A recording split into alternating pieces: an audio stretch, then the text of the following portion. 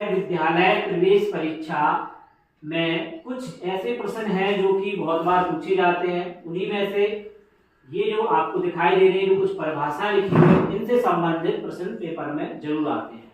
तो पहला है आपका जातीय मान यानी कि अंकित मान। इसी को आप इंग्लिश में कह सकते हैं फेस वैल्यू।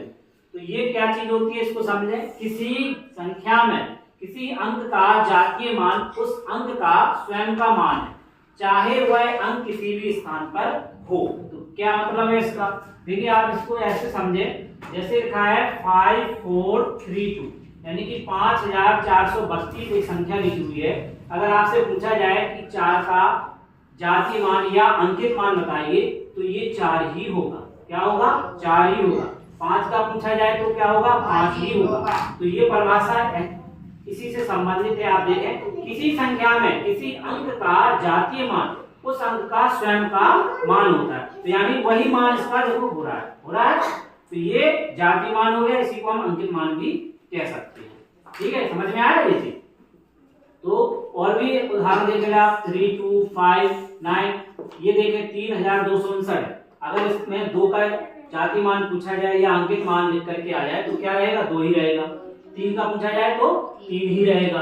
तो देखिए वही संख्या, इसमें कुछ भी आपको गुणा नहीं करना है जैसा स्थानीय मान में करते हैं, वो नहीं करना है। ठीक है, अगला है आपका पूर्ववर्ती संख्या। क्या है? पूर्ववर्ती संख्या। किसी संख्या से 1 घटाने पर जो संख्या प्राप्त होती है वह दी गई संख्या क्या कहलाती है? पूर्ववर्ती संख्या। तो किसी संख्या में से 1 घटाने पर, जैसे मान लीजिए कोई संख्या 5 है, इसमें से अगर आप 1 घटा दें तो कितना आएगा? 4। तो 5 की पूर्ववर्ती संख्या क्या हुई? 4। कितनी हुई? 4। इसका और उदाहरण देखते हैं आप, जैसे मान लीजिए 50 है, इसका पूर्ववर्ती क्या होगा? 49।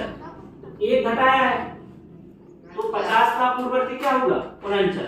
तो आपको क्या करना है, पूर्ववर्ती संख्या में से जो पूर्ववर्ती संख्या अगर किसी संख्या पूछी जाती है तो उस संख्या में से आप 1 घटा देंगे। ठीक है, 17 अगर है तो इसकी पूर्ववर्ती क्या होगी? 16। इसका आंसर क्या हो जाएगा? 16। आपसे पूछा जाएगा कि 17 की पूर्ववर्ती संख्या बताइए, तो आप क्या करेंगे? 17 में से 1 घटा देंगे और आंसर आ जाएगा 16। तो ये आप लोग ऐसे आप और भी संख्याओं को जब आप सवाल लगाएंगे तो आप कर लेंगे।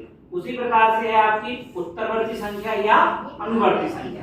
इसमें क्या करना है, अभी आप ये घटा रहे थे पूर्ववर्ती में, इसमें क्या करेंगे? हम एक जोड़ देंगे। क्या कर देंगे?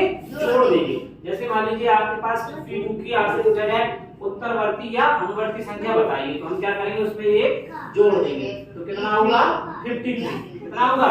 53। आप और भी उदाहरण देख सकते हैं, जैसे मान लीजिए आपसे कहा जाए 57 का उत्तरवर्ती या अनुवर्ती बताइए, तब हम क्या करेंगे? एक जोड़ देंगे और कितना हो गया? 50। तो 57 का उत्तरवर्ती या अनुवर्ती संख्या क्या होगी? 58। इसी तरीके से आप इन चीजों को सॉल्व कर सकते हैं। ये बहुत प्रश्न पेपरों में पूछे जाते हैं नवोदय विद्यालय प्रवेश परीक्षा में, और ये आपके प्रवेश परीक्षा में भी आने के पूरे चांस हैं। तो ये तीनों चीजें आपको समझ में आ रही? Yes sir.